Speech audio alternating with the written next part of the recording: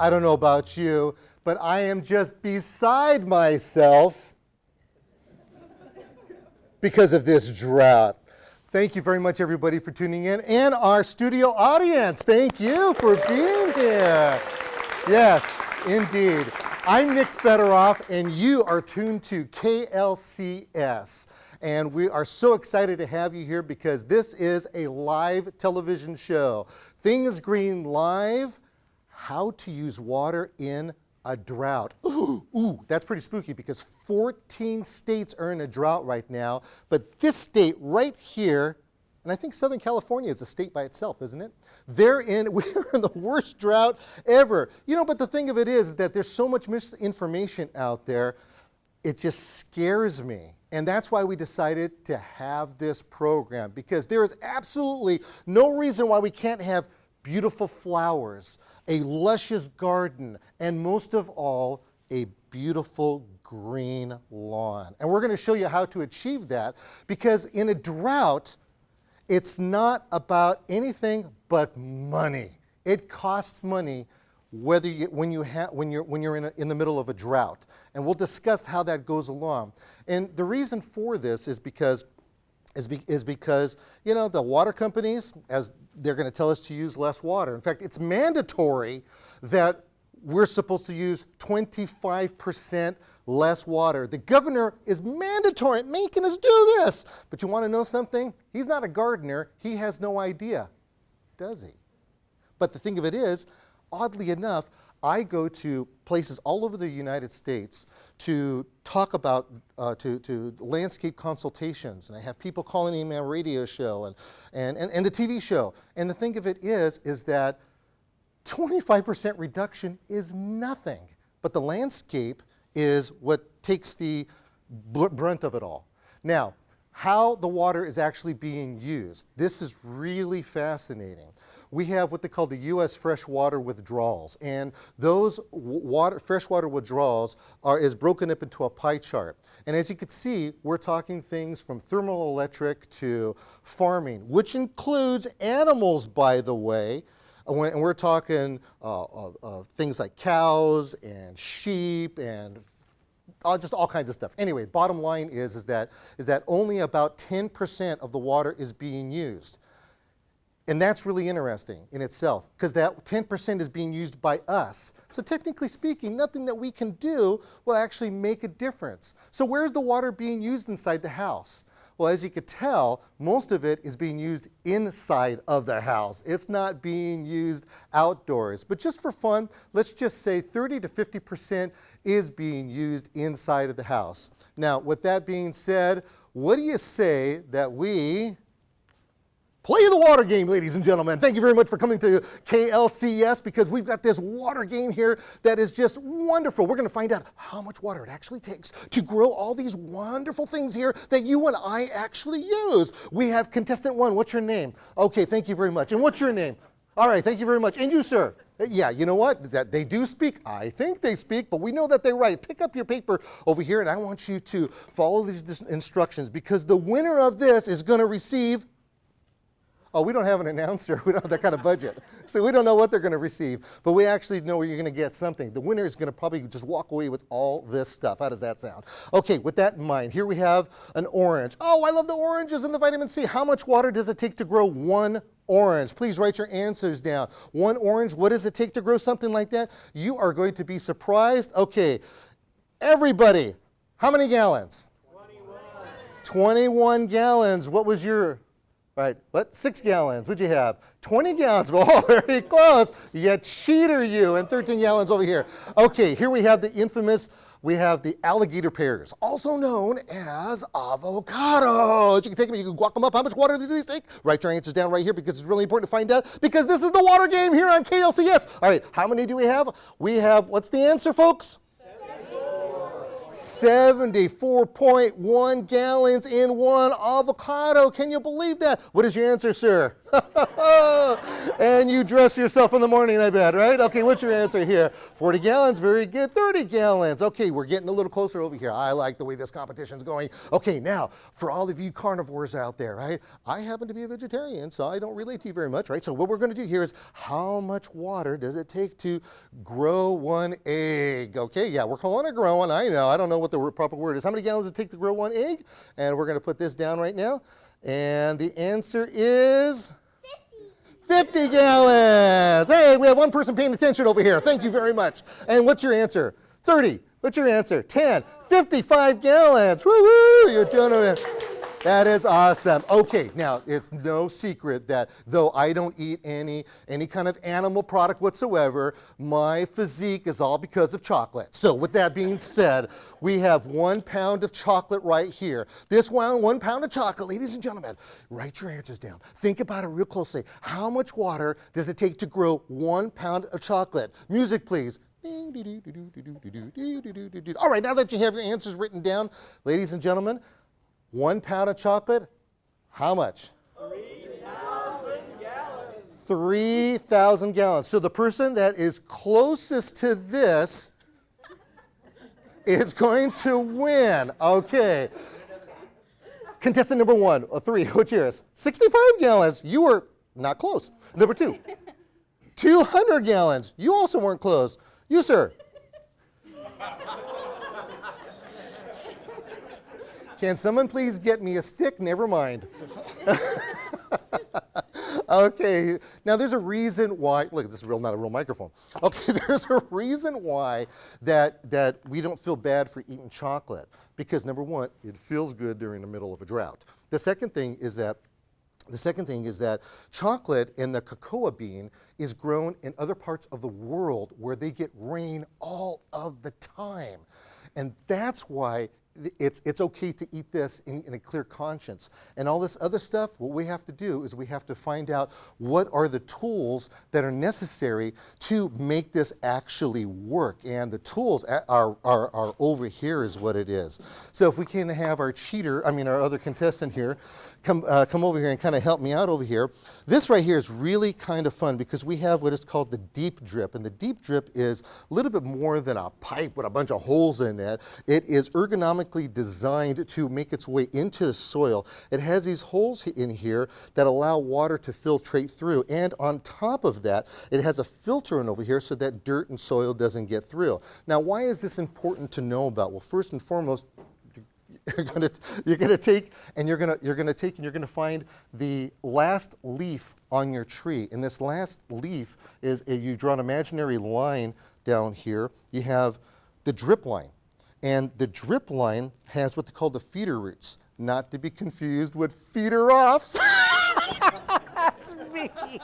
It's Federoff. Okay, so with that in mind, you're going to take and you're going to slam these bad boys into the ground, and you're literally going to slam it in the ground. You're going to use a sledgehammer like this, and you're going to say, well, you can't do that. You're going to break it, right? Well, you're not going to break it because it has this fancy cap here that's designed. It has these little holes in there, or not holes. It has a little structure there, and it's actually designed for you to take and to put it on top and slam it down. And if you have to take it out, you can actually put a screwdriver through here, twist it around and take it out. But the mode of action is what's really exciting with this right here. And what I mean by that is that if we were to think that this is soil, and you see how you have plants and you have the root system that's going down like this? This is so important to understand. The root system is searching out, looking for water. Now, right here we have one of these units because they're for house plants or all the way to outside. And we have one right here. And let's take our water, which is colored for our purposes over here, and watch what happens when we take it and pour it in. So let's pour some water in here and see what happens. I hope it happens. It's a live TV show. It should have. You see what's happening? All right, you see how it's starting to spread? Look at that. And so keep on going, keep on going, keep on going. So we have a lot of activity in watching this spread and get more and more and more. Okay, we're starting to erode our soil, but that's okay because this is fake soil, all right? It's not real. Okay, so the whole, see, so now it is just really going out in this direction. The roots are being bathed by this water that's in there. And that's an important action when we're talking about watering our plants. So getting it down deep is super important. As deep as you can get the water, you need the tools that are available for doing something like that. Now, agriculture gets the baddest rap ever when it comes to irrigating, because they're huge in it, right? Well, we already discovered that. We have to remember farm animals use a lot of water too. But when we're talking about plum trees, prune trees, apricot, the oranges, the avocados, whatever the kind of orchards and any other kind of farming is concerned, they're the ones, agriculture, are the ones who are the leaders in any kind of technology to helping saving water. And one of the ways that has happened here is with this thing right here. Now this right here is what they call a intelligent controller by ANC. Now ANC technology it's really interesting because I had a chance to go to their farm and their ranch, and I actually saw this bad boy in action. Can I hold you for a second? What happens is that this is the main controller, and you probably can't see it very well, but there's a lot of information on here, and all these buttons and stuff like that, they talk to here. And it does an amazing thing. And what it does in particular is that you're able to tell what your soil temperature is. You're able to tell how much water is and moisture is in your soil. There's a dry area, there's a wet area, there's something that's in between, and what's really fascinating about it is that this right here can talk up to 60 stations. And you're probably thinking, oh, wait a minute, you got 3, right? Well, if you want to put 3, you could do the same thing, do it right here. But this right here can talk up to that. So for large applications, oh yeah, this is a way to go. Now, it just doesn't stop over here because as you could tell, it's got this little wireless antenna thing going on. And that's because this antenna is going to talk to this right here. This is a solar-powered sensor. This is the second part of what this intelligent controller can do. This sensor is going to collect information and send it through the air into that you could read through your computer, you could read it through your cell phone and pad and all kinds of fun stuff like that. You'd be anywhere in the world, hey, I can adjust my sprinklers, why not? It'll tell you if there's a pipe that's broken. I mean, there's a really lot of neat things that are going to that. So when you're out in the field, you can't take this with you. So you come to this sensor box, and all the information that's in here is actually in here. So you could tell it and give it things to do so that it'll talk to that. So that's kind of a fun thing. Now, it just doesn't happen that simple. What you have to start off with is this little controller thing right here. And we have Dennis Noble. And Dennis Noble is the inventor of this. And Dennis is really pretty neat. What he's got in his hand is this sensor. And this sensor has 3 very distinct probes on here, 1, 2, and 3. And this probe right here has to be stuck in the soil. You don't want to stick it in this way. You want to stick, it's natural, you want to stick it in perpendicular to the soil. And the process is really simple. You want to start digging out your soil. Your soil is going to be dug out anywhere between 4 to 8 inches deep. Now, if you got sandier soil, you're probably going to want to go 8 inches deep. But if you have soil that's more on the clay side, then it's the 4 inches deep. So once you have everything nice and dug out, you're going to want to take and you want to position your sensor and make it have really good contact in your soil. Then once you have the good contact, you're going to take and you're going to fill and backfill the whole area up.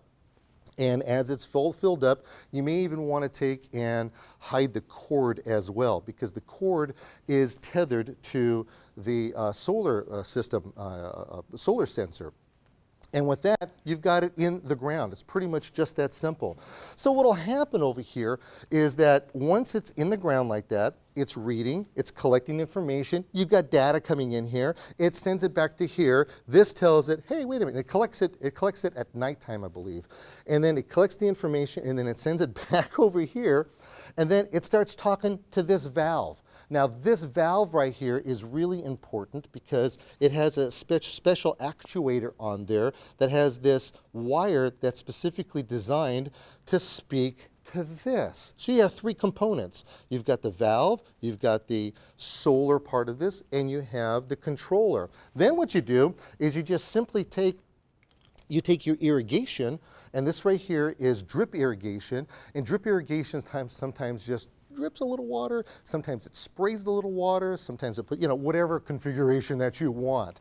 You could take it and you could put it something like in this deep drip, and you just put it right inside, and then this here is configured for it, and you could just take it, hide it just like that, and it's just a wonderful thing on how it all works. So that right there is a fascinating way of conserving water. Okay, a constantly leaky toilet can use up to 7,000 gallons per month. Let's take a look at what we can do to have respect for the throne.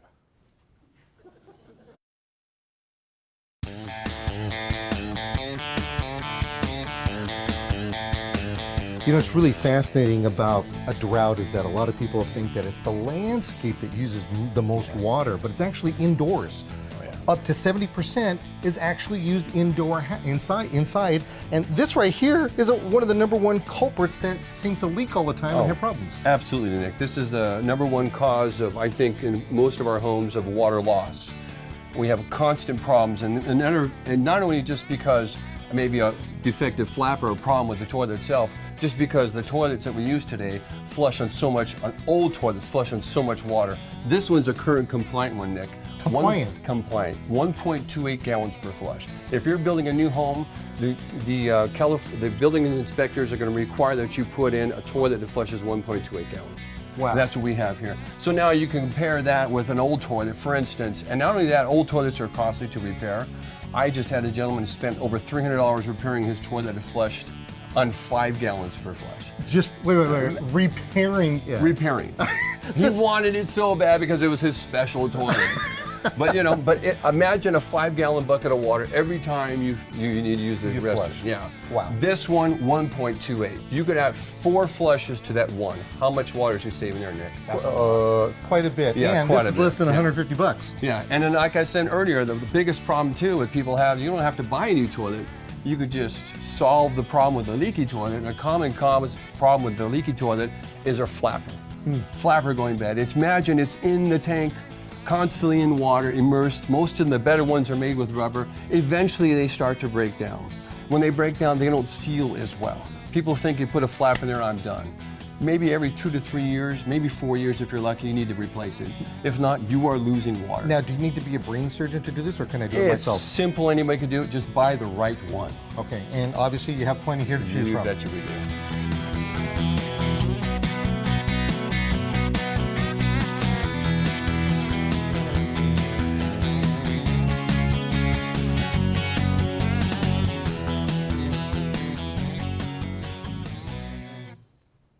Okay, I have the solution to end this drought once and for all. What we're going to do is we're going to contact our friends over in Canada, and they have lots of water, right? So we'll get a big old chunk of ice, and we're going to put them in buckets, a giant bucket brigade. We're going to put people to work. That's what we're going to do. So we're going to put them to work, and we're going to fill it up full of ice. And when the ice comes up there, as it's coming down the whole state through Washington and everything, what's going to happen is that we're going to take and get all this water. It'll be nice in liquid form as it gets to California, right? And when it gets into your yard, we're going to have a bucket of water that is just going to be so clean and so pure that we can actually take this stuff and then spray it on our yard.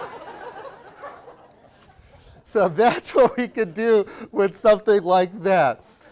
Okay, here's right. This is really important. One of the biggest problems that we have is that there are people telling us that we have to tear our lawns out. That's the absolute worst thing to do. Don't do that. Never to listen to anybody for that, because it gets very hot over here. And I mean, look how hot it gets. Oh, it's so hot over here. It's ridiculous. And because it gets so hot, people are being coerced for doing the absolute wrong things. One of those wrong things is putting in fake grass. Fake grass is horrible because it ruins your soil. Your soil's alive. There's microbes, activity going on. Well, what happens is that when you have this under under light like this, I got to tell you, we're going to take it. This is a temperature gauge, 93 degrees underneath these lamps. Think about that. Step on that when it's 93 degrees. All right, gravel scaping. Gravel scaping, not good as well because it's heating up in the soil and killing it. 103 degrees. Now, when you have live turf, hey, check this out. You're going to be able to run your footsies through this. A cool 69. Woohoo, yeah. Taking my shoes off to do something like that. Okay, here we have a bunch of grass over here. I've got my bearded friend. Hi. How you doing? I'm doing well. Nobody can hear you. You don't have a microphone on. All right. Okay, so we have different grasses. Different grasses have different needs. There's no reason why you can't have a lawn. I know that there's rebates that are out there for pulling it out. It's a sham. Don't do it because lawns are the only thing that really take and give us as much oxygen as trees and plants. This is a plant. This is a live living plant. So we have Bermudas, we have Marathon, we have Zoysia, we have probably what your lawn might look like, which is what we call a Heinz 57. In other words, 57 different varieties of grass growing in there. Okay, and don't worry, darling, I'll make sure that I put it back in our yard later. Okay. So with that being said, we have things that are at our disposal, and those are sprinkler parts. Now, when you go down to your local nursery or irrigation house, you're going to see a lot of irrigation parts. I mean, just oodles and oodles of them. So you have to ask yourself, which ones do you choose? Well, I'm going to ask you, I want you to find a sprinkler head that has a half spray, okay? And we're going to have a contest over here. You go ahead and find yours. All right, kind of take a look at that. Look at that. Okay, found mine. Okay, now what I want you to do is I want you to find like maybe a half thrill on there. Okay, okay, okay, all right. Okay, found mine. Okay, these right here. That's right, man. Leave it alone. Leave it alone. You're good.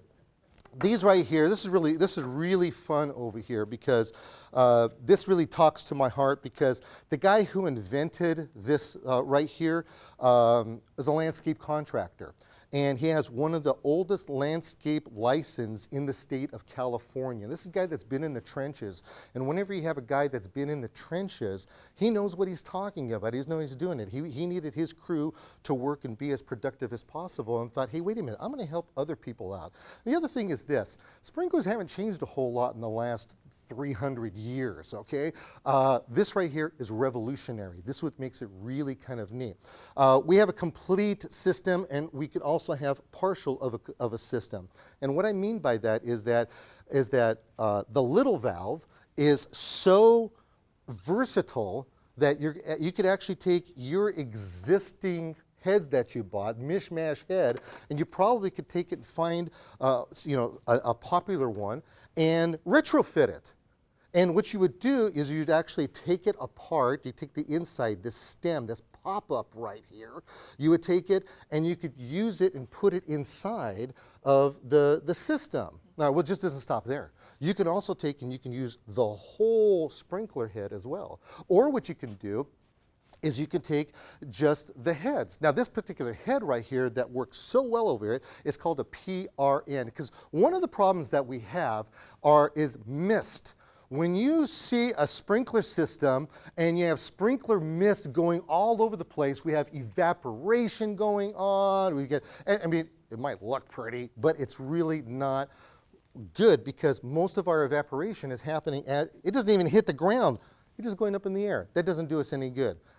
This, on the other hand, is really exciting because what it does is that with the little valve, you're able to strategically place these fingers, and it just takes and puts it down just like this.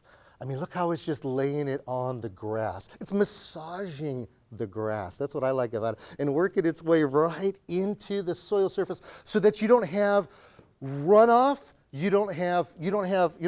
Look, I've seen reports on this where up to 60% water savings on these right here. And we were talking about those rebates earlier. You can get rebates on this to help you do it. Besides, they're not very expensive. And if you don't shave, chances are you've got a lot of money. Okay, so you're not spending it on a razor blade. Okay, let's talk about how the little valve works with the PRN. The little valve works with the PRN. As you can tell, we have this little thing that's sticking out. So you could take this and you could put this on your key ring, okay? Not right now, okay? What you'll do is look on the side over here. See this little side over here? Yeah, it has a little deal, and you put it inside like this. And let's say, first off, that you want to work on this right here. What you're going to do is that you can actually put that inside there, and you could turn this, and you could turn the sprinkler off. How many of you have been working on your sprinkler system and just got baptized, right? Right? You're not even in church when that happens. Man. Okay, so you take and you you water it. You take and you turn it. This wasn't live. We would have stopped this a long time ago. Okay, so you take it and you could turn it off and you can work on it. And that's really exciting and that's important. The other thing is this, is that when you have the PRN, and we were talking about that, how the PRN and the water goes out, well, you can adjust this from 18 inches to 22 feet and even up to 28 feet. And it doesn't matter how much pressure is coming out of here. Now, to give you an example of that, this right here, that's about 18 inches. Now, let's take a hike and run down that way, and let's show you how far this one little valve can work, all right? Well, there you go. Whoop, right there. 28, look at that, 22 feet right there.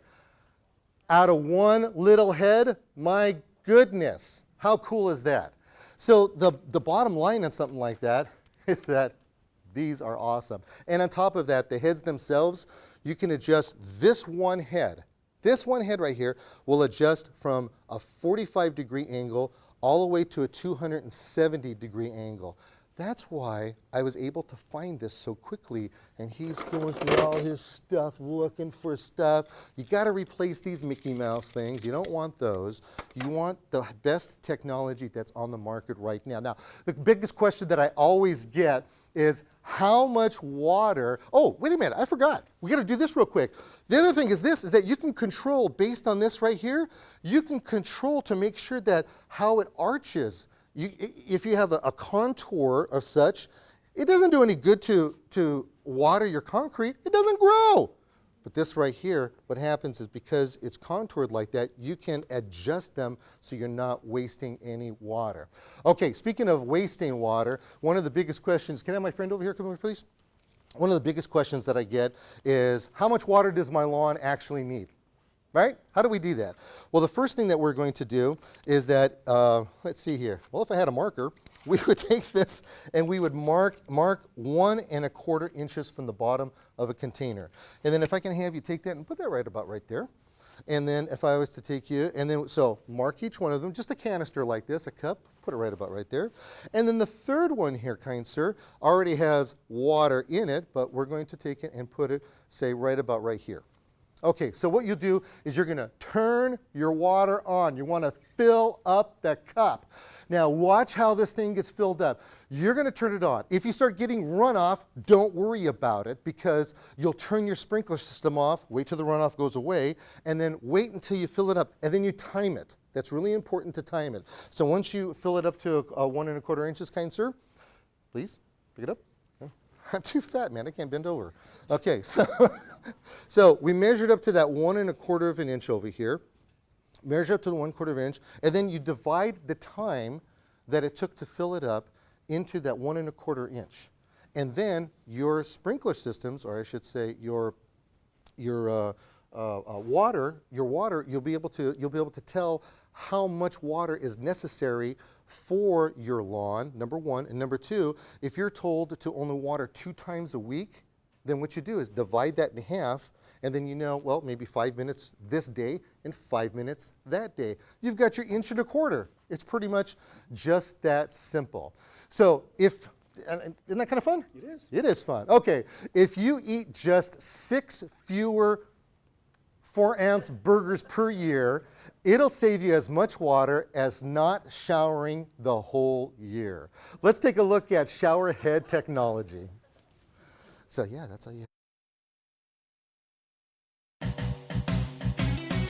right, I don't know if you can relate to me or not, but I need a lot of water when I take a shower, and that's a huge problem, isn't it? Amen, brother. I got the same challenge. I know what you're talking about.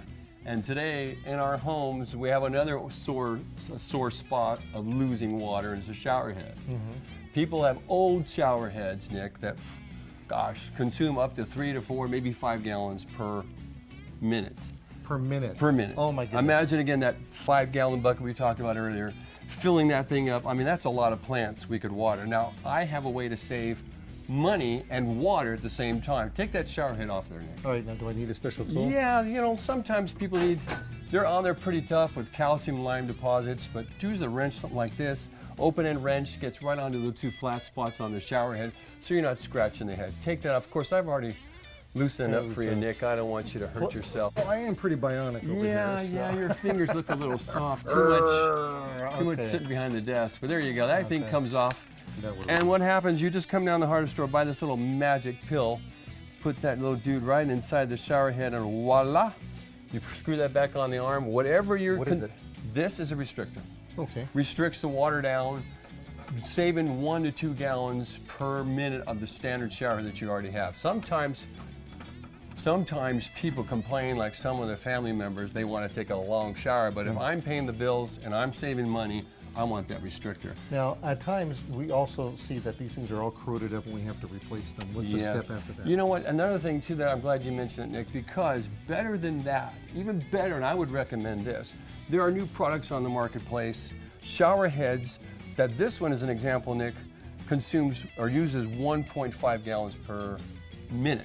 Far cry from 5 gallons. Yeah, you could take a long shower with this guy here. And what's unique about it is that as the water is being dispensed through the shower head, air is being introduced. So we're getting air and water put on our bodies at the same time. So it feels like we're taking a cool, long shower. It feels great, baby. But really, we only have 1.5 gallons. Man, you are doing your part with this guy. Being deceived by our shower head. Amen, brother. Man. That's what we want to have right there.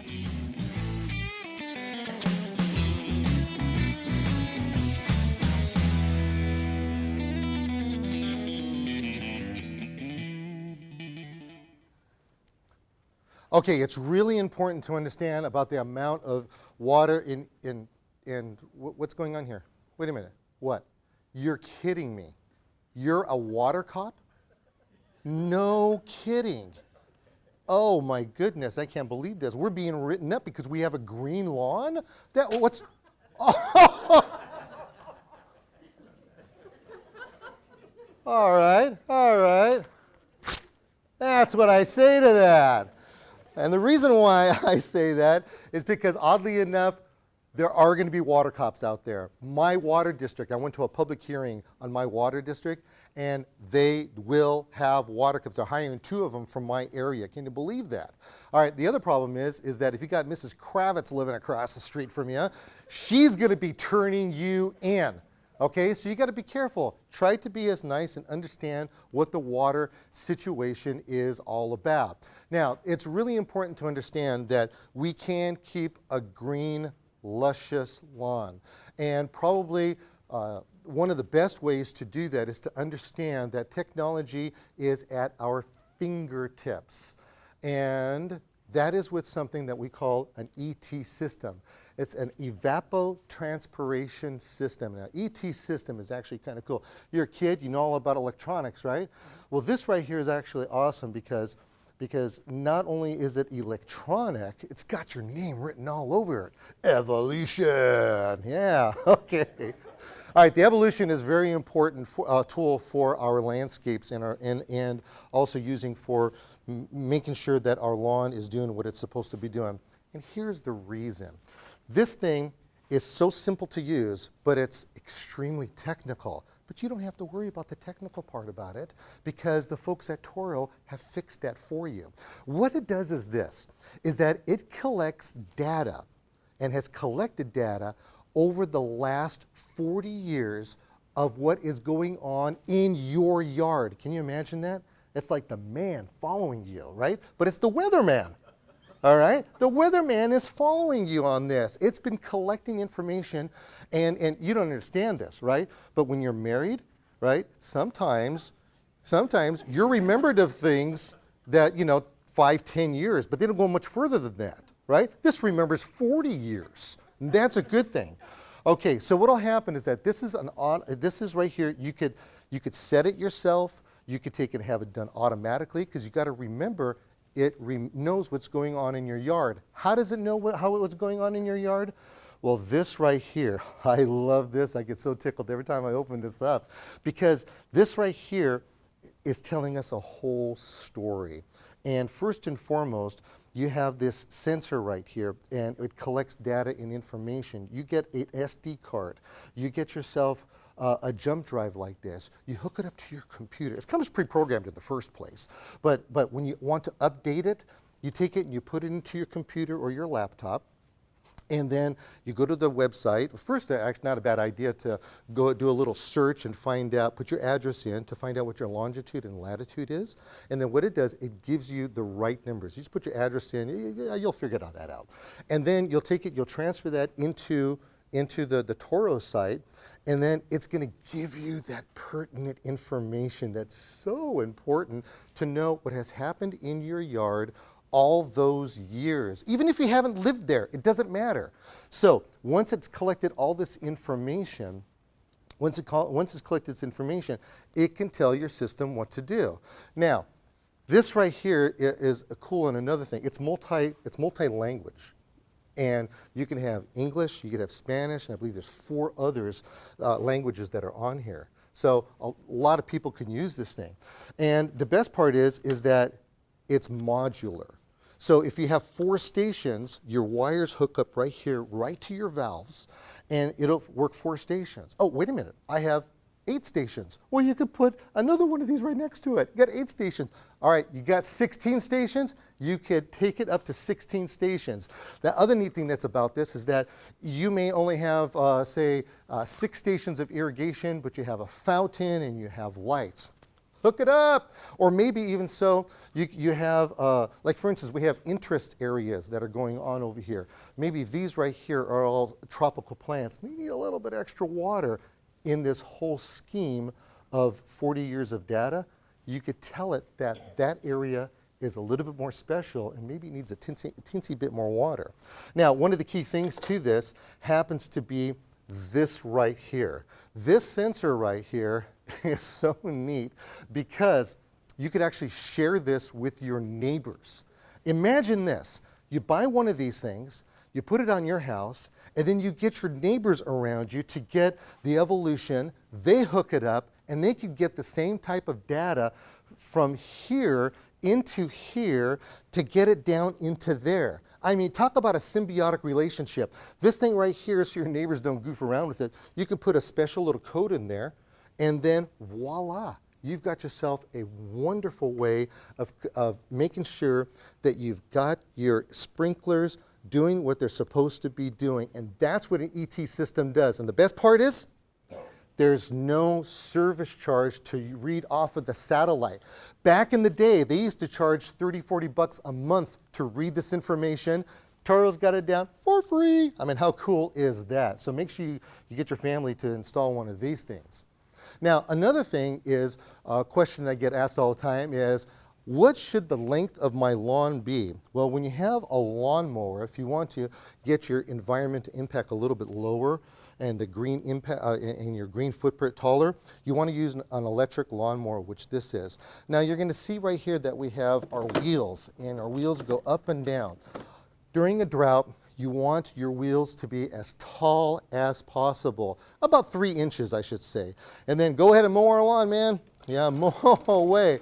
So you're going to want to mow your lawn, and then you want to bring it back the other way, and then make sure that you're overlapping what you've done before so you can get it all done. You can leave the clippings down if you want. Just make sure that you have a mulching lawnmower.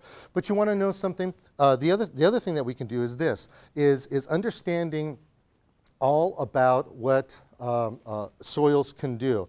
One of the things you can do for your lawn is that you can aerate the soil and or see how much moisture that you have in there. So this right here happens to be a Dominici 3000. And this Dominici 3000 soil probe is really cool because you're going to take it and you're going to slam it into the ground. And when you slam it into the ground, you're going to get a chunk of soil by turning it and then pulling it out of the ground. And when you look at it, you're going to see soil from the very top all the way down as far as it goes, and you'll be able to see the moisture content as that is going on. So you can tell how moist your soil is. The other thing that you have going for you happens to be aerating your soil. And when you aerate your soil, this one right here is just a little foot one. So if you were to take and hold that and then put your foot right there, it'll take a little chunk of a plug of soil out of there. Now, it's important to understand that you can do it this way, or you can rent yourself a machine and get yourself an aerator. Now, aerators are really cool because what they do is that they're kind of like lawnmowers, and you just roll it right over your lawn like this, and it creates these plugs through these tines. These tines right here create the plugs, and it doesn't look very pretty, as you could tell, because it looks a little bit, well, we're not going to tell you what it looks like, but they're small plugs. But it's important to take these things and remove them off of your lawn. You got to get them off, because if you take your lawnmower and you rip over them, it's going to take and it's going to disintegrate it and go right back in the holes. So we don't want to do that. So why don't you go ahead and put that there and come on over here for a second. So what we do instead is that we have to understand soil structure. And when we're talking about soil structure and how soils need to be wet and they need to be moist, we want to go to something that really makes sense. And that would be this right here. This is hydrotane. And hydrotane, I guess the best way to put it, number one, it's 93% bio. In other words, it's safe to use. The second thing is it kind of works like a hygroscopic action, a humidic action as well. It prevents loss of moisture is basically what it does, and it absorbs moisture. So for instance, if you keep this out and you have it in humidity, it's going to absorb moisture to it. So and this right here, it has emollients in there. It keeps things nice and soft and pretty, and that's what we want, be nice and soft and pretty, don't we? Don't we? That's right. Okay, so this is actually kind of an interesting test that we have over here. I've got a little vial of this right here, and if I can have my young helper here. All right, Adrian, what I want you to do is I want to take, this right here is the key ingredient that's in the hydrotane, and it works off of humidity. So if we were to take this right here and put this on here like this, what'll start to happen is an activity that is amazing. This activity, what starts happening is that it starts pulling out all of the moisture from the soil. Remember those open spaces and how when the moisture and it starts to, the humidity comes up, it kind of grabs onto it and it turns it into this right here. Now, we did this about 15 minutes ago. And all this moisture that's on here, and see, I mean, we actually have water. That's actual water on there. It pulled it from the humidity that came from this sod. That's what's happening underneath your soil right here. So in about 15 minutes, this right here that we did is going to do the same exact thing. In fact, if I was to take and I got a lot of hot air, this will take and it will turn it into water as well. So think of it like this. Think of it as like as a mitt, and you're catching, okay? And it's catching the moisture as it's going by. It puts a film on there, and that film is catching all that moisture as it comes by. Okay, how do we put this on? Well, we put it on with a hose and sprayer. This hose and sprayer comes all inclusive like this. You can get this at your local retailer, garden center and such. And so you'll take this and you'll put this on, and you're going to want to drench your soil. Drench it really well.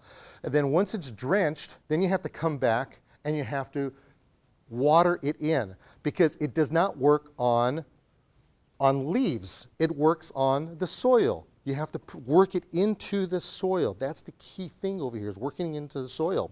So once it's watered in, this activity is going to save you 50% water. In fact, you can really take in and skip it every other time. So, for instance, if you're allowed to water only 2 times a week, you can actually go every other week when it comes to your lawn. I mean, water savings right now. One of these covers about 3,500 square feet.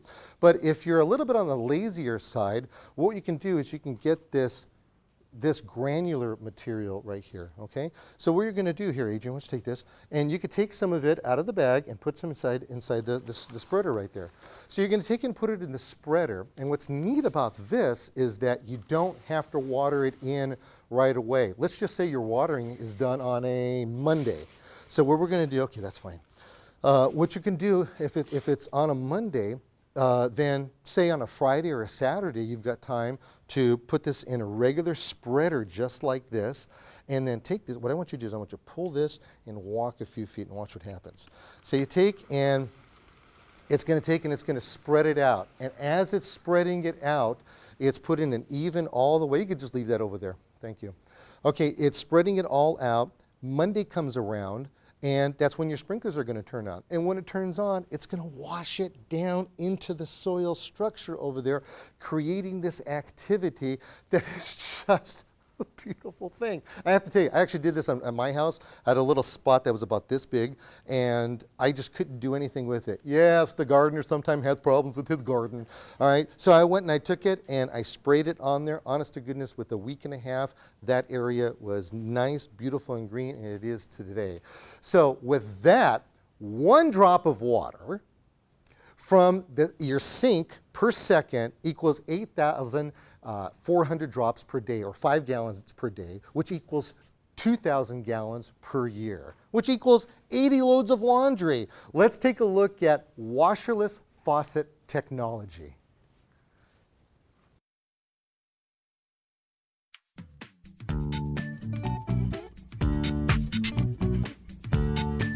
There's 2 things in life I just don't like to do. Number 1 is shave. The second thing is choosing a faucet, because it seems like every time you install it, 2 days later, it's leaking again. Oh, pain. A real big problem we have in our store, Nick, with people come in with problems with their faucets. And by the way, that's I feel, another very common area where people lose water. Leaky faucets. Here's what I'm saying that. My own house, I had a leaky faucet. My wife's telling me, fix it. Took me 4 days to get to it, Nick. 4 days. How much water did I lose? Shame on me. Well, the cobbler doesn't have shoes for his own family, well, so I can understand. I finally fixed it. Thank you. But some of the people have old faucets. We have these. We still sell because people want old school. I'm not recommending this one. Why?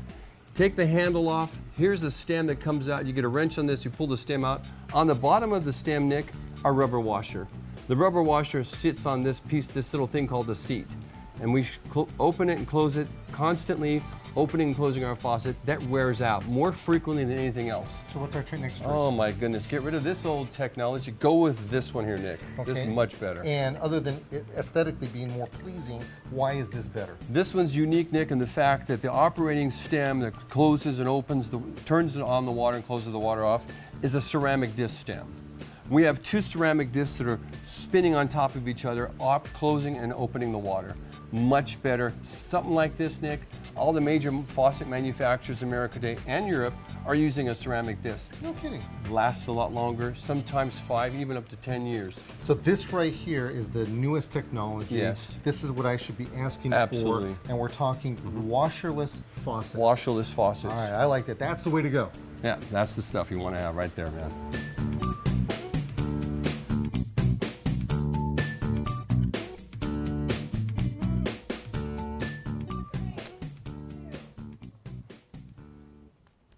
Okay, thank you very much for coming back over here. Yes.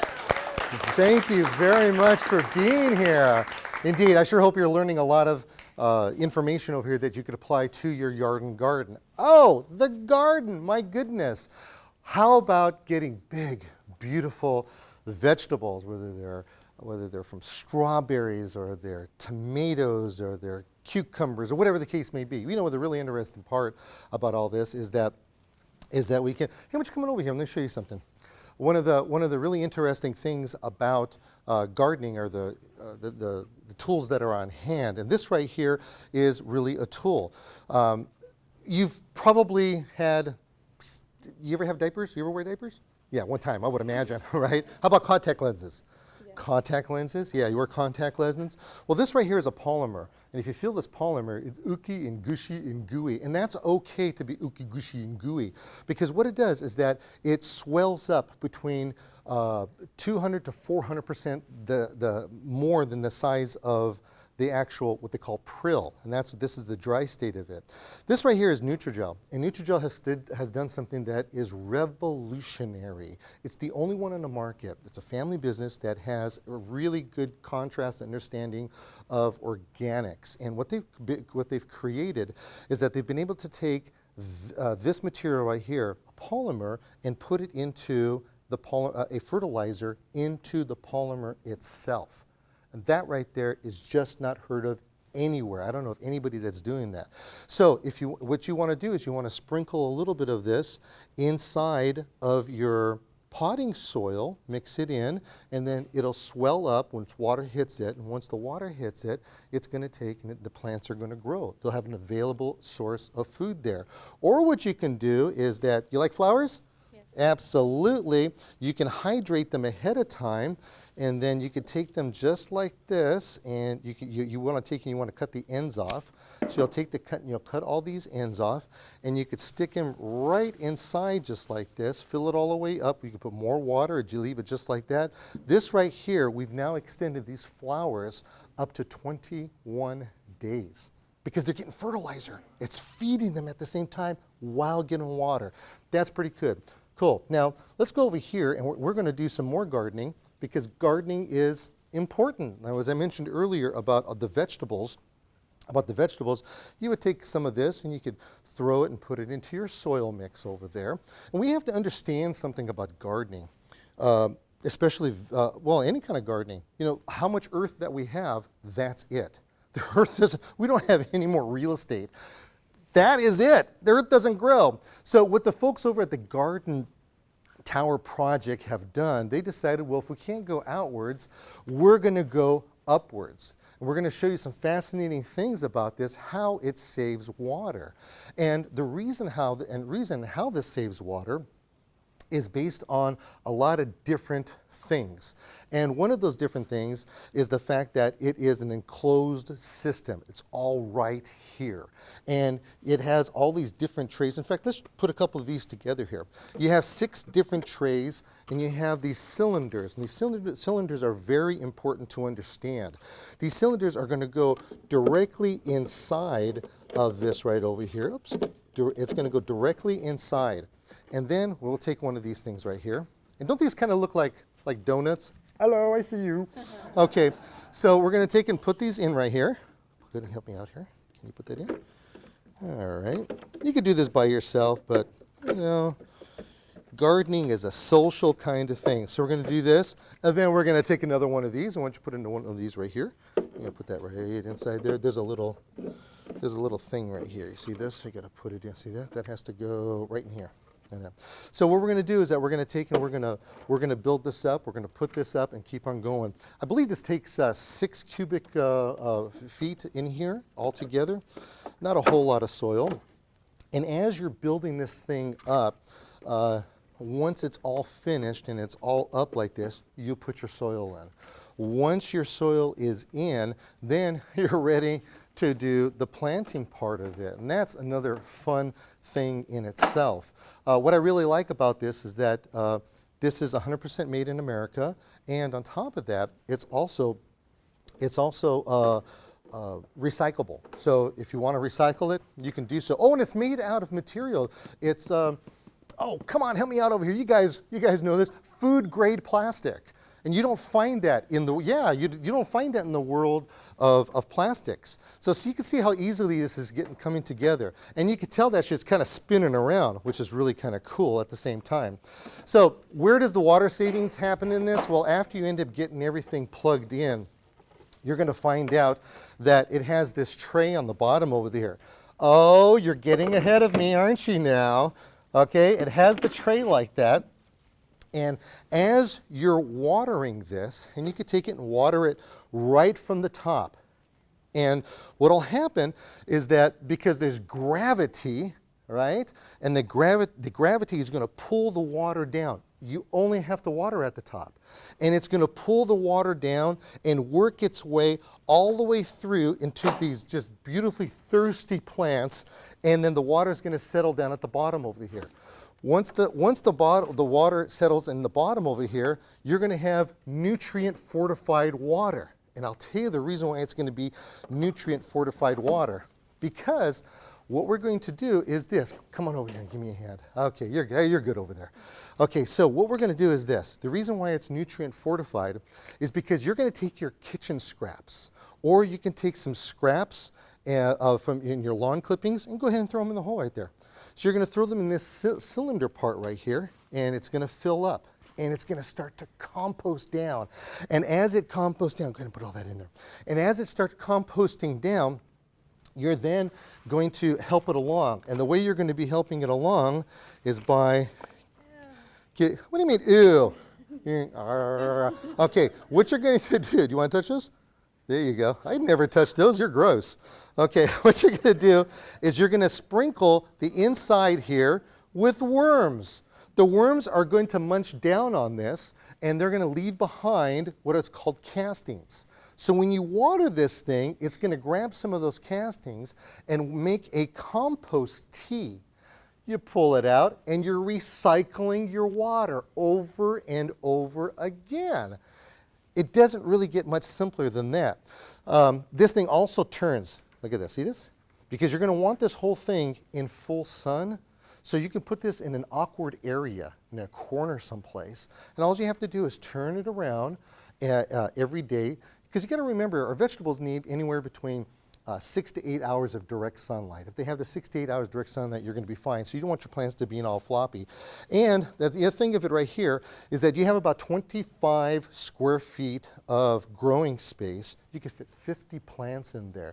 And think of it, basil, so expensive. Isn't it? It's ridiculous how expensive it is. So with that, this right here is the garden tower and the garden tower project. Ooh, you like those things anyhow, don't you? Okay, well, thank you very much. Give her a hand for her help over there.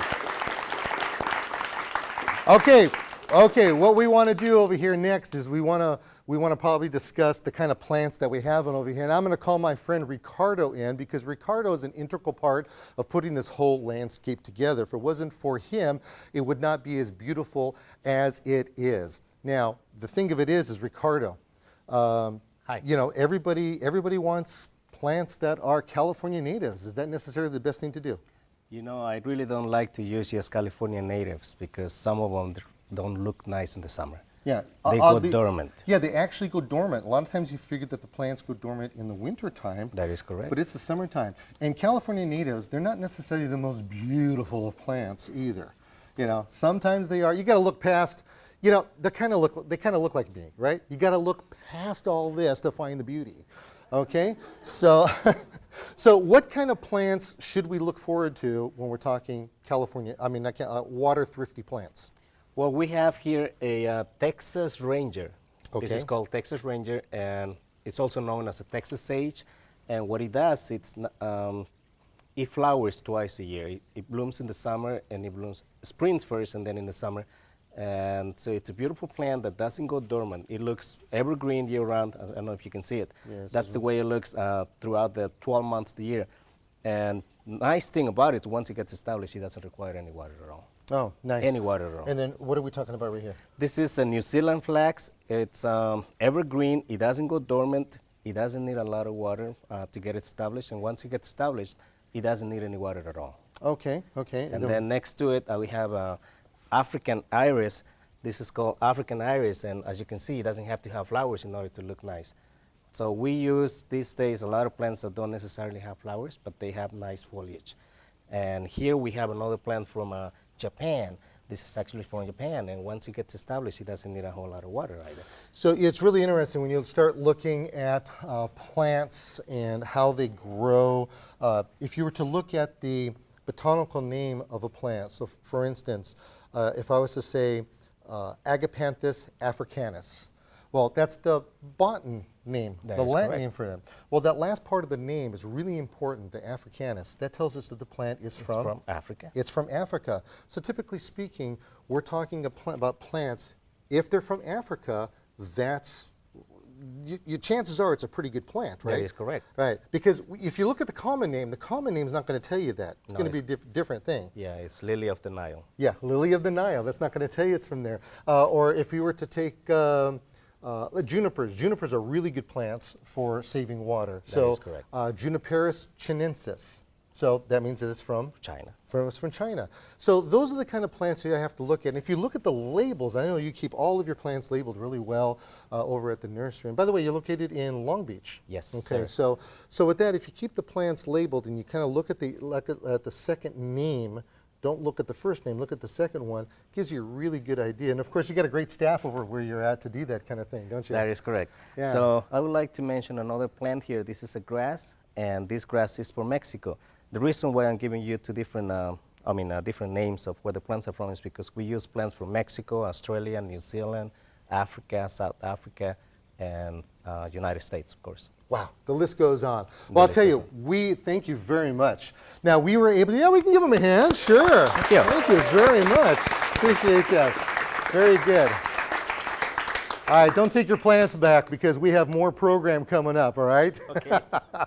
So what did we learn here today? We learned that there's soil porosity. We learned that there's spaces inside the soil that when it's humid, we have products that will take and catch that humidity and turn it into water. We learned that there's AT system, evapotranspiration systems that collect 40 years of data and will be able to adjust it for your yard. And by the way, if it rains, this has a rain gauge on it, and because there's laws that say that you can't water your lawn 48 hours afterwards. Booyah! That's going to stop it from working, so you don't get that water cop that was writing me a ticket for for any of that.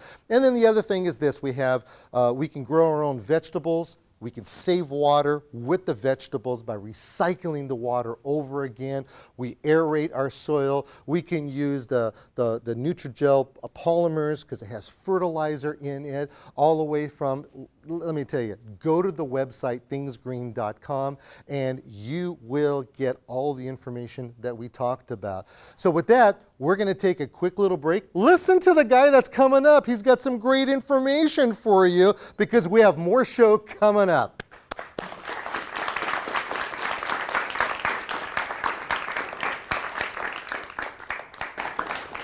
Can you believe it? 60 minutes down just like that. More information and ideas about the drought than you ever thought was possible. But you want to know something? Don't go anywhere. We're not done yet. We have another 30 minutes designed just for you.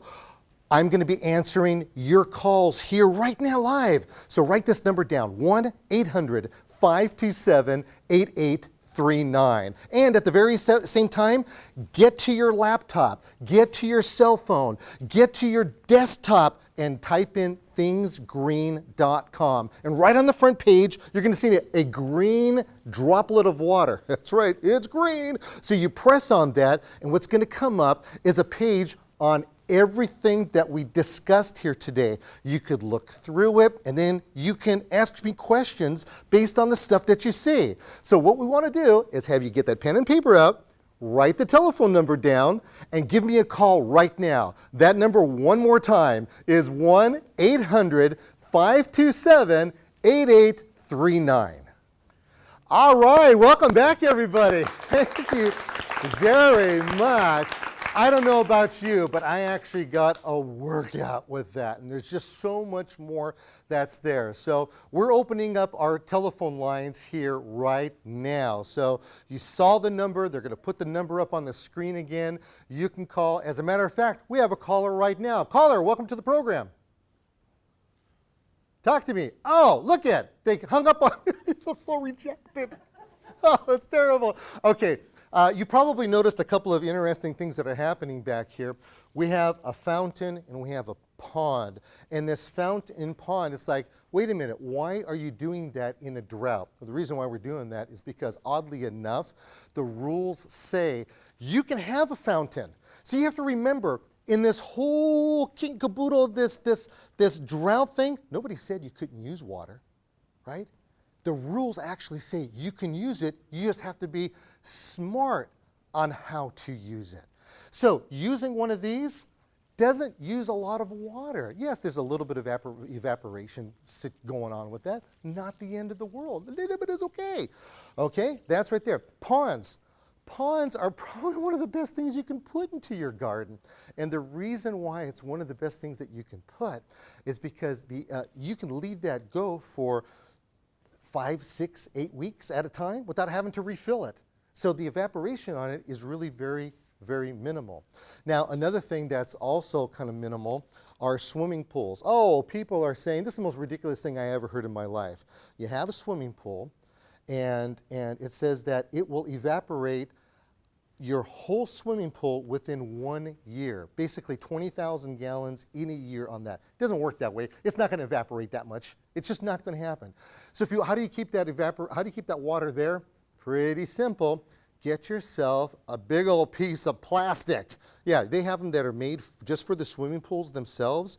You throw them right on top. And then remember we're talking about condensation and evaporation and all that? Well, these pool covers will have that evaporation on there. And that evaporation happens on there, and the condensation, it actually sometimes will fill up your pool faster than you can ever imagine. So that's actually kind of a fun thing as well. Okay, we have one of our studio audience here, and you have a question. Yes, my name is Ruth, and I was interested in the green grass. Okay. And apparently, my grass is the greenest grass in the whole entire block. Okay. And I know a lot of people get jealous because they see my lawn so green, but I follow the rules in the watering. So my question was, I water 3 times a week, either early morning or late at night, so Okay. nobody will look at me watering. But I let my grass grow up so tall. Yeah. Will I get a fine or a ticket? Yeah, you know what, there are people that are getting ticketed for having turf that is too tall. You have to maintain that turf. You got to cut it down, and plus it's actually healthier for the turf. Grass wants to be cut. If you could, they would like you to cut it 2-3 times a week. It stimulates the growth that's in there. Does it look unsightly? Yeah, it can look unsightly, but you also need to talk to the code enforcement of your city and let them know. And let them know, say, look, I'm doing this, it's working for me, do you have a problem with it? Because there are cities that are taking and they're not allowing that kind of activity to happen. In fact, back east there was a story that just happened like that, and the whole neighborhood just came down on this one person, and they ended up passing a law saying, no, you can't keep your lawn any longer than 4 inches. So they were forced to, even though they were growing it and it looks pretty and all of that. So It looks like an oasis, like almost like an island. Yeah. So I let it grow so far because, like you said, you get the moisture from the air. It goes down into the grass, and I don't have to water it so much because it's a little bit higher, Now, and now moisture goes down to the Now ground. here's something that's also interesting. You know, a little earlier we talked about the hydrotane. They did something based on pressure, because when you use it, it really greens up your lawn well. And there's fights that break out because of all the lawn problems. So what happens is that we have to be, well, number one, we have to be careful about that. But what they've done is that instead of saying brown is the new green, or we're not watering our lawn anymore, they actually have to put a sign up that says, don't turn me in, my lawn is green because I'm using hydrotane. So that's the way that goes. Let's go to our telephones now. And Amanda, welcome to the program. Hi, how are you? I'm doing well, thank you. What's your gardening question? I just tuned in, so I didn't get to hear everything, but I heard you talking to Ricardo, and you mentioned that his nursery is in Long Beach, and I wanted to know where that is, and I also wanted to know where I can get that tower for planting the plants and the worms that go into the compost. Okay, well, what you want to do is you want to go online to ricardosnursery.com. You'll find where he's at, unless it's right off of the 91 and Atlantic. It's on Atlantic, I know that much. But look it up over there, and you'll be able to see it. He's right on the street. Big old signs out in front and all that. And as far as the worms are concerned, you can normally go to your local nursery and garden center, and they'll have them there. You're going to find them in the refrigerated section. You're not going to, yeah, they have to refrigerate them, otherwise they'll die. It's a live and living animal. Yeah, so you have to consider that. Okay, we have Steve here. The question is, you talked about that fertilizer polymer, which is good for plants or the flowers, but can I use it on my grass, or could I use it for my vegetables? Ah, what a great question. Yes, you can use it on your flowers, but you have to use it and you have to mix it in with the soil. You have to make sure that you follow the directions on there as well as for your vegetables and flowers and any plants. Mix it dry in your soil. It'll tell you to use 1, 2, 3 tablespoons based on how much bulk soil that you have. And you have to, you got to be careful about this. When polymers first came onto the scene, an amazing thing happened. Up in the Central Valley of Fresno, they were building a park. And when the polymers first came out, nobody knew about them. They really didn't. They were so this contractor, he was cutting edge. And what he did is that he decided to take and sprinkle out the polymers first, and then put it right on top of you had soil, polymers, and then you had the grass, the sod. Well, what happened is that after watering it, the next day they came back, it grew 8 inches.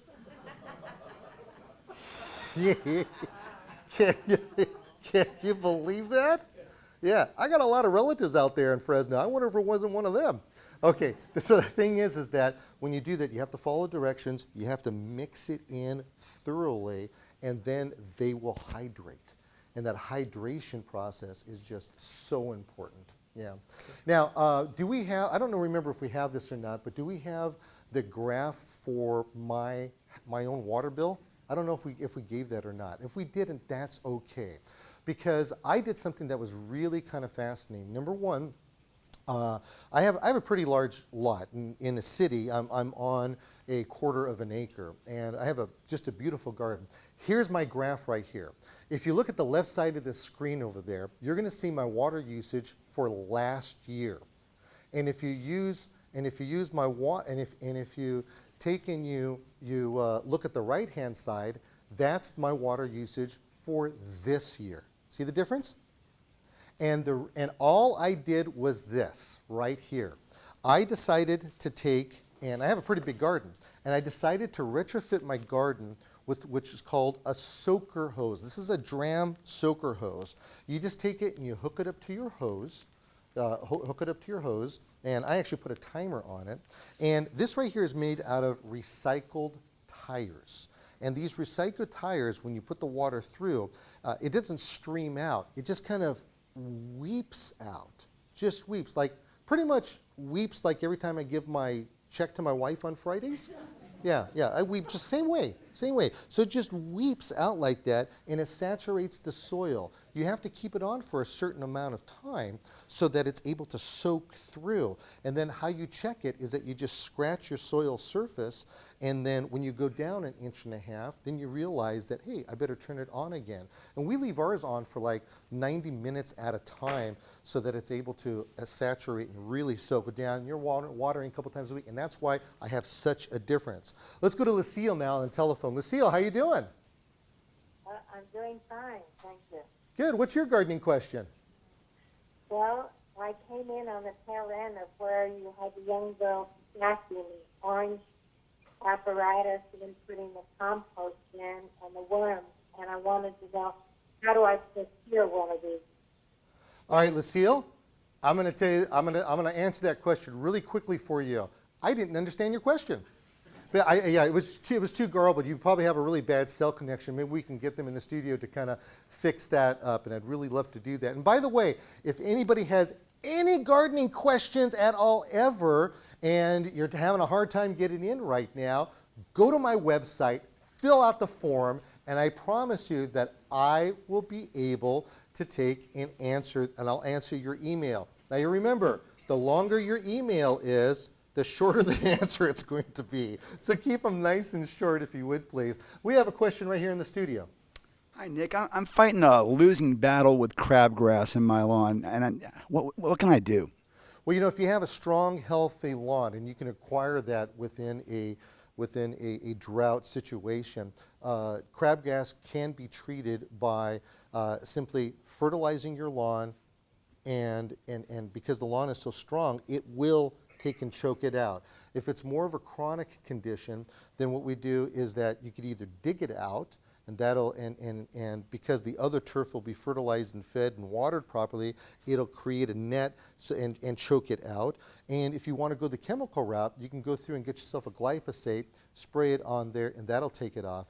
Of course, is what they call post-emergent fertilizers that are on the market. You have to have your lawn wet first. You put your post-emergent on, and then what it does is that it finds those crabgrasses and those broadleaf weeds, and it will kill them off. Or what you do is you wait until wintertime comes around, the weeds go dormant, you pull those weeds out, and then you put a pre-emergent on there, and it puts a protective coating on there. Otherwise, you know, it all depends on what you want to do, if you want to use chemicals or not chemicals, but that's the best way of doing that. Okay, let's go to Naomi now. And Naomi, welcome to the program. How you doing? Fine, how are you? I'm well, thank you. What's your gardening question? Well, I have a problem with my pomegranate. The pomegranate always gets dry when I water it. I'd like to know what's the problem with my pomegranate. It gets dry when you water it? Yes. All right, it gets dry when you water it. Right. Okay, gotta make sure I get this right. Okay, typically speaking, pomegranates, because they have those beautiful red jewels, I'm assuming it's a red pomegranate inside, because there's white ones too. Beautiful red jewels, they have a lot of moisture that's inside of it. Anytime you're talking about any type of fruit tree, whether it's a pomegranate or a peach or an apricot, the key thing to it is getting the deep watering within the plant, and it's got to be consistently. You can't mess around with the water being inconsistent. Otherwise, it's hot, it's cold, not hot and cold, it's dry, it's wet, it's dry, wet, and that kind of fluctuation really messes things up. The other thing you could do is, if you look behind over here, you'll see, I don't know if we can get a close-up on this. Here we have a bunch of compost. If you were to take this bark, I should say, this is mulch. This mulch right here is really good to put on top of and around the area to keep your soil evenly moist. That right there is going to help your pomegranate tree become more consistent. Yes, sir, we have a question here in the studio. Hi, Nick. Yeah, I've heard that there's a benefit to watering either early in the morning or late at night. Which is the best? That's a great question. You're going to find out that if you you know what? I never knew this, but they actually have words on your water bill. And when you have those, they're trying to tell you something. I didn't know that until just recently. So what they have written down there they'll give you a lot of tips and tricks and stuff like that. One of the things is, and it's pretty much statewide. What they're telling us is, and you have to ask your local water district about this. What they're telling us here is that your watering can only be done between 8 p.m. and 6 a.m. They don't want any watering to be done during the day, because you have evaporation that happens during the day. It doesn't do any good. Besides, I have never in my life recommended to water during the day because of that factor right there. Besides, when you take and you water your lawn during the day, those little droplets are like magnifying glasses, and it'll burn your lawn, it'll burn your plant leaves, it'll burn everything, kind of like your old girlfriend did to you. Okay, so what'll happen is that it gives you the opportunity from 8 p.m. to 6 a.m. The most opportune time to water is between 4 and 6 a.m. So do it early in the morning. The other thing is this, is that you have to remember there are laws. Did you know that in many cities, again, read your water bill, find out, you can water every single day if you have a hose and you do it by hand, and it has an automatic shut-off. So if you have one of those trigger things and you turn it on, and then you and then when you open it up, it stops it. You could actually water in many cities every single day. Again, check with your water company. Sean, welcome to the program. How you doing? Pretty good. Good. What is on your gardening mind? I have indoor plants, and I tend to get little flies, and they're in the dirt. And I have a plant with a pretty thick, what is that? Like a thick wood bark, and it's dying now. And my plants, the flies tend to go to different plants too. Wow. And when I turn the dirt, it's in the dirt. The flies are in the dirt. Wow. Okay, what you have going on here is a classic case of too much moisture in your soil in the first place. The couple of different ways of doing this, you can get something like a spinosad, which is an organic material. You take it and you could douse your plants with it, and it'll kill the flies because it's a contact kind of thing. 100% organic, by the way, so no body parts are going to fall off if you end up using it. And then what will happen is that you need to dry it out. Take it, put it in the patio, allow the thing to dry out, and then bring it back in and then allow it to, you water it, you let it dry out, water it, let it dry out. Don't get crazy with overwatering. That's why with this rule of 25% reduction is really not a big deal, because we're watering our plants 25%. And oddly enough, if you were to take and to pay attention to that and really understand that you've been watering too much, that 25% reduction it's going to strengthen your plants like you have never seen before. And that's that strength that's just so important into the plants. So that's basically what you're going to want to do on something like that. So the other thing we can do to conserve water is using ice cubes. Yeah, ice cubes are a really good way, especially if you're a little bit sloppy and you drop them on the ground. Instead of picking up that ice cube, how many of us here, I mean, let's see hands of this, right? How many of you will pick it up and just throw it into the sink? Yeah, you just pick it up, just throw it into the sink. Don't shake your hand, raise your hand. There we go, raise your hand, that's what I do. Okay, don't do that. Pick it up and then put it in your potted plant, and it'll slowly melt away. And that right there is a really good thing for the plants. So it's going to melt, it's going to get inside there. The only thing you have to be very careful of is don't allow the ice to touch the stem of the plant, because it will actually burn the plant. So you don't want to do that. So there's a lot of really neat tips and tricks and things of that nature that happens in the world of gardening. So do we have any more questions over here? Otherwise, I'm going to start thanking people, because I can't believe that we were here for a whole 90 minutes. This has never been done in the history of gardening radio, by the way, for everybody that's been here inside of this place. Just great. We got a little question over here. Yes, sir. Nick, a lot of people I've talked to have a lot of problem with a hard soil. What can you use to soften the soil up? Yeah, I think there's products like that on the market.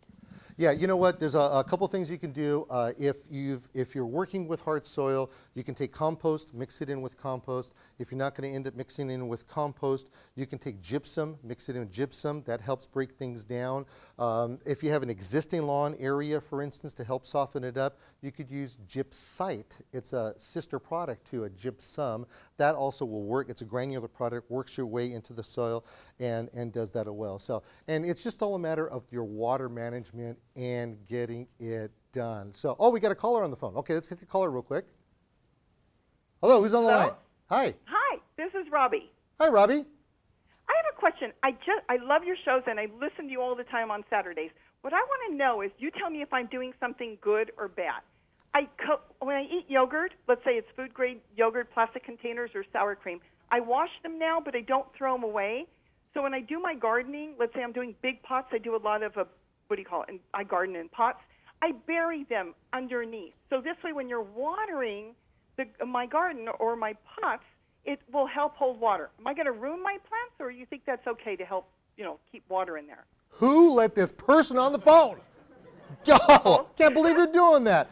Robbie, yeah, I don't think that's necessarily the best thing to do because you've got water that's hanging in there. You know, maybe if you poked holes all through it and all that, and then it filled up and helped slowly percolate through, that's okay with doing something like that. But I do appreciate you watching me here on KLCS every Saturday.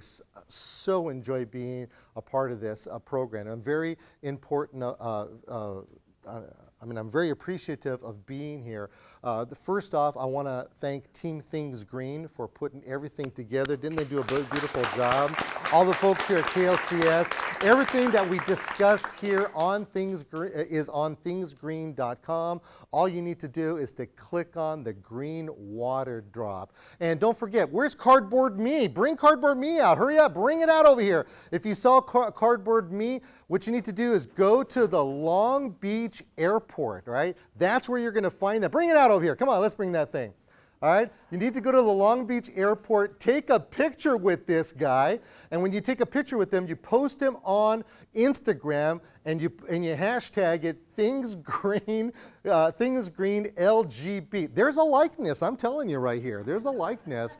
So you go to Long Beach Airport, and you could do that. You only have a few more days to have that happen, so you got to get out there right away. Parking is free, by the way, for the first 20 minutes, and it's free to get into the area like this, so they're not going to pat you down over at TSA or anything of that nature. And lastly, please watch me on Things Green. Every Saturday, I'm here at 9 a.m. on KLCS. And remember, whenever out in the yard and garden, green side up. Thank you, everybody. Greatly appreciate that. All right, come on up. Let's take some pictures. Come on up. Yeah, let's take some pictures over here. Come on. Yeah, let's take pictures. Yeah, right. Yeah. That's the way